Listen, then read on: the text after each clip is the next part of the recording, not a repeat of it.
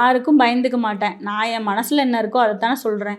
நீங்கள் ரொம்ப வந்து எல்லாரையும் ஏமாத்துறவங்க நிறைய பேர் இருக்கீங்க. நாங்கள் வந்து கரெக்டாக இருக்கோம்.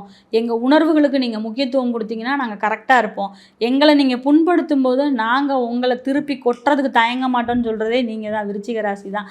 அப்படி இருக்கக்கூடிய விருச்சிக ராசிக்கு இந்த சனி வக்ர பயிற்சி பொதுவாக நல்ல பலன்களையே தரும்னே சொல்லலாங்க. ஏன்னா உங்களுக்கு இவ்வளோ நாளாக வந்து பஞ்சமஸ்தானத்தில் அமர்ந்து குழந்தைங்களுக்கும் உங்களுக்கு ஒரு சங்கடம், ஒரு பூர்வீக வகையில் ஏதாவது ஒரு சின்ன சின்ன மிஸ் அண்டர்ஸ்டாண்டிங்கை கொடுத்துக்கிட்டு இருந்தார்.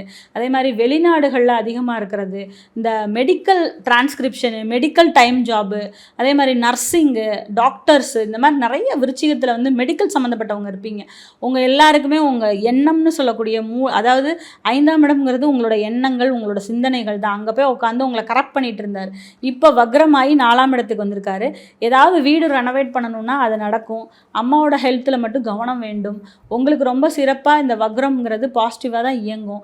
ஏதாவது புதுசாக வாங்கணும், புதுசாக கொண்டு போகணும் அப்படிங்கிற விஷயத்தில் ஒரு தடவைக்கு 2 தடவை டாக்குமெண்ட்டை படித்து பார்த்து பண்ணிக்கிங்க, ரொம்ப நல்லதுங்க. அதே போல் உங்களுக்கு வந்து பார்த்திங்கன்னா அதே ராசியில் ராகுவும் சேர்ந்து இருக்கார். அப்படிங்கிறதுனால புதுசாக இடம் வாங்கியெல்லாம் வீடு கட்டக்கூடாதுங்க. அது மட்டும் நீங்கள் பார்த்துக்கங்க. ராகு